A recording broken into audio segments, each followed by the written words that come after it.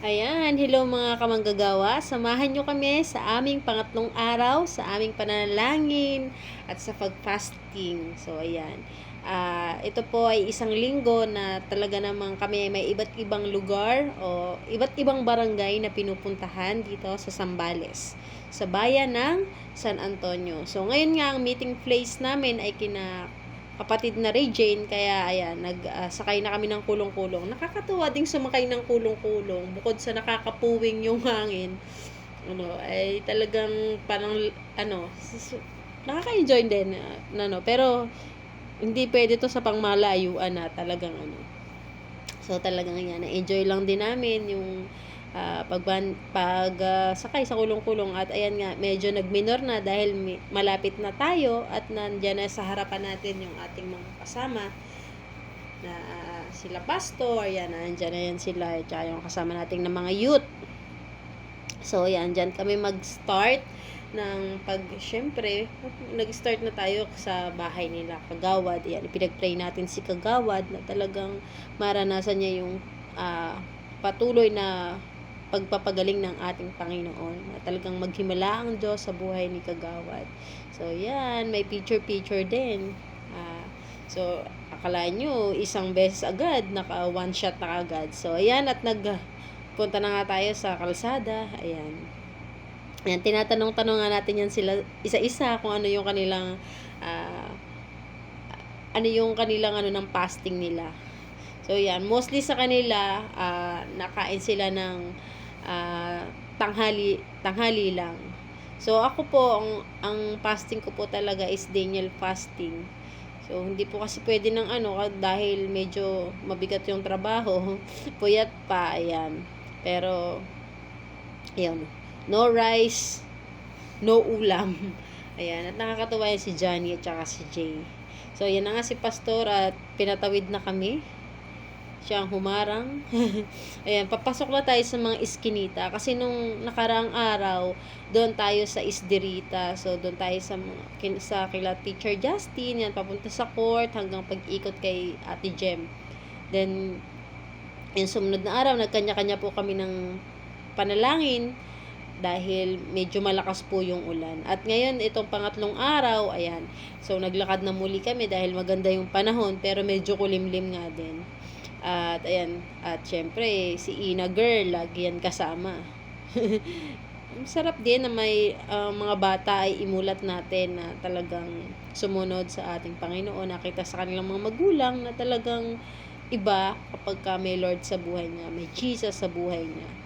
So ayan na nga, at nakarating na kami dyan sa may papasok doon sa bahayan. Nakakatuwa yung mga lote-lote pala dito sa Zambales. Hindi ka talaga pwedeng lalampas halimbawa yung bubong mo lumampas sa sukat ng bahay mo, yan, di pwede. So, kaya talagang harang-harang yan sila kapag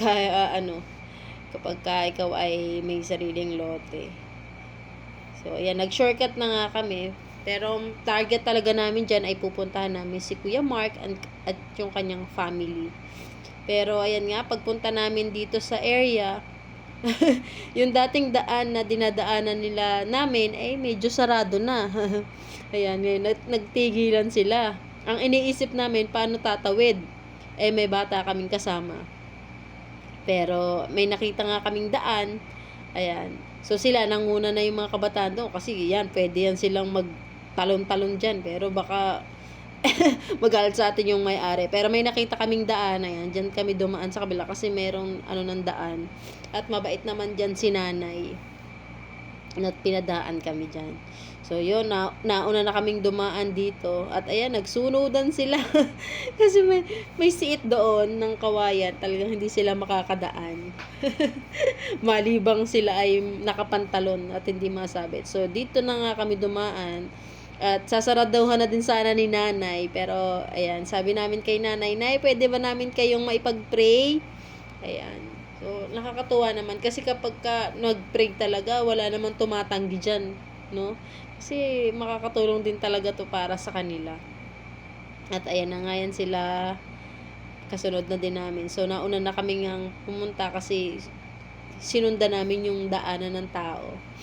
At ayun nga, nandun si nanay, ayan, nandyan sa loob ng kanilang ano. Nakakatuwa dito, no? Nasa loob-loob yung mga bahay. Sobrang lawak ng area ng Sambales. Puro puno. Yan, nakaka-refresh. So, ayan. Tinanong namin yan si nanay eh. Ayan o, pinapasok kami. Tapos sabi namin kung pwedeng ipag-pray. Sabi, tamang-tama naman kasi bago yung kalang bahay. So, talagang nagpahayag kami ng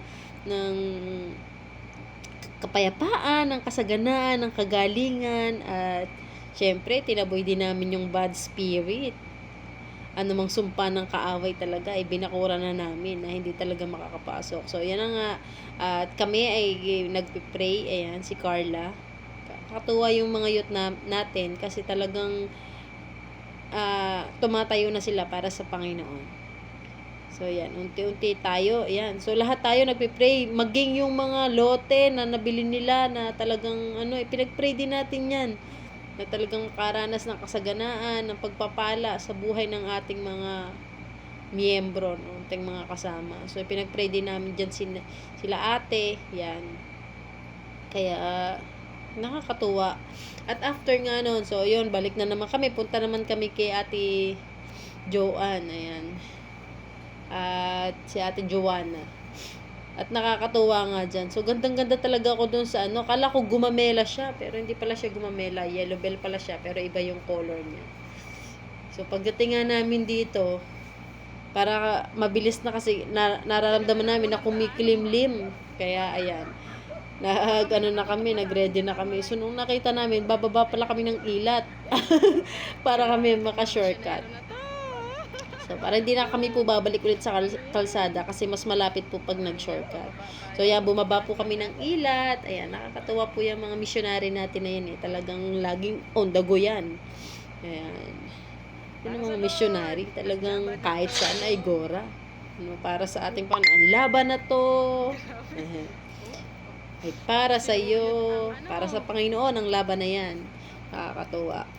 At dyan nga, pagkarating namin dyan sa taas, so parang nakita ko yung parang nasa Maragondon lang din kami. Nakita ko yung, sabi ko, parang feeling ko, nasa Mabacaw lang kami.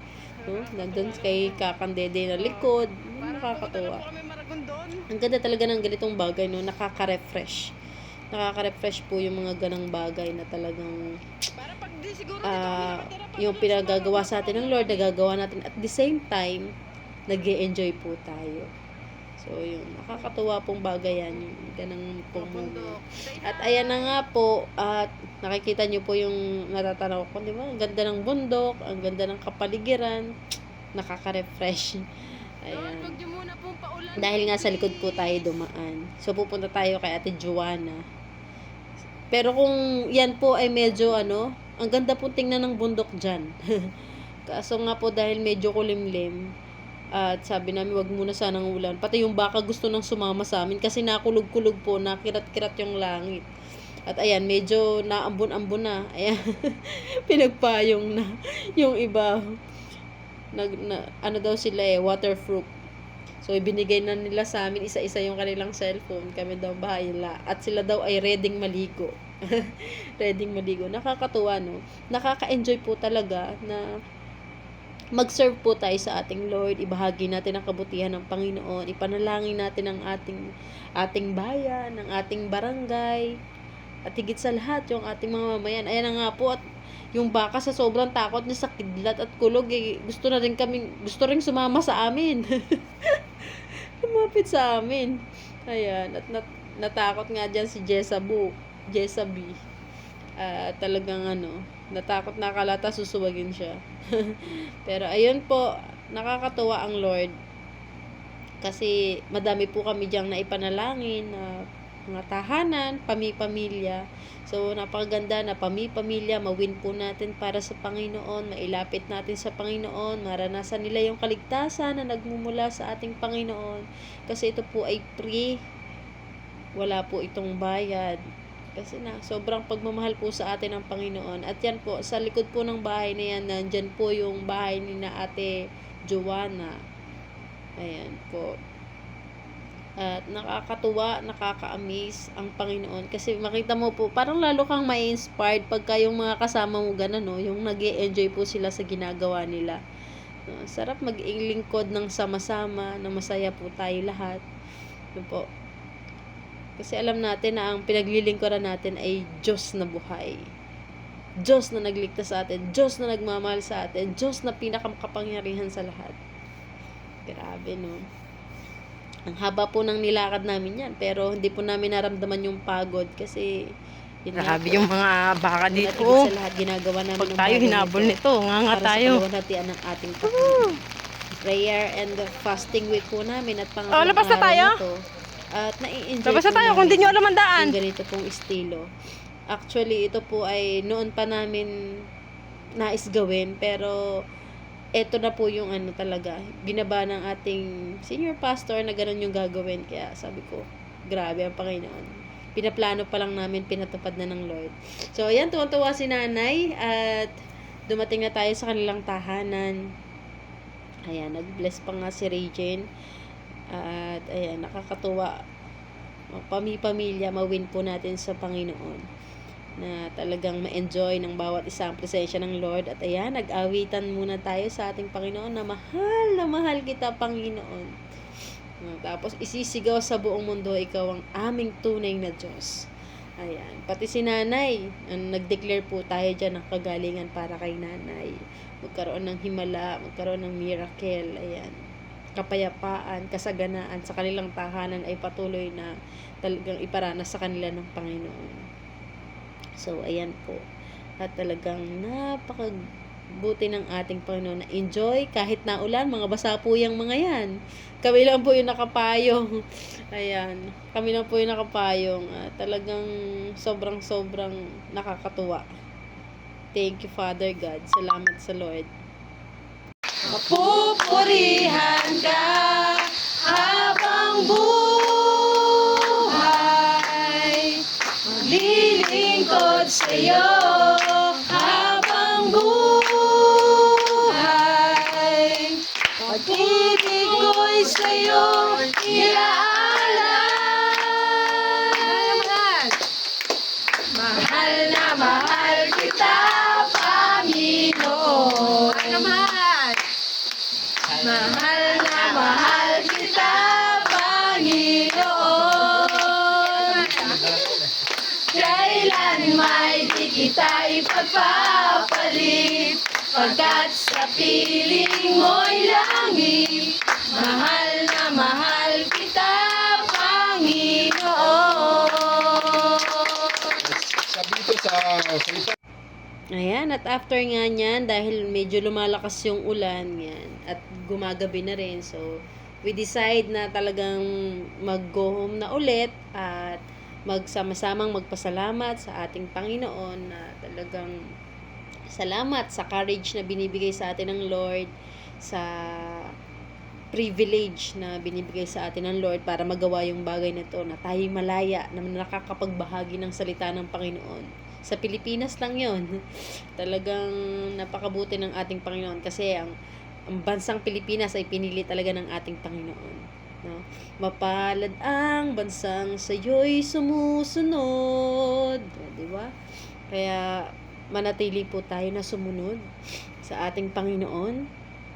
At yan, kahit na po tayo ay abuti ng ulan, abuti ng dilim, hindi po tayo matitinag. So, ayan, nagpasalamat na po tayo sa ating Panginoon. God bless. Thank you, Father God.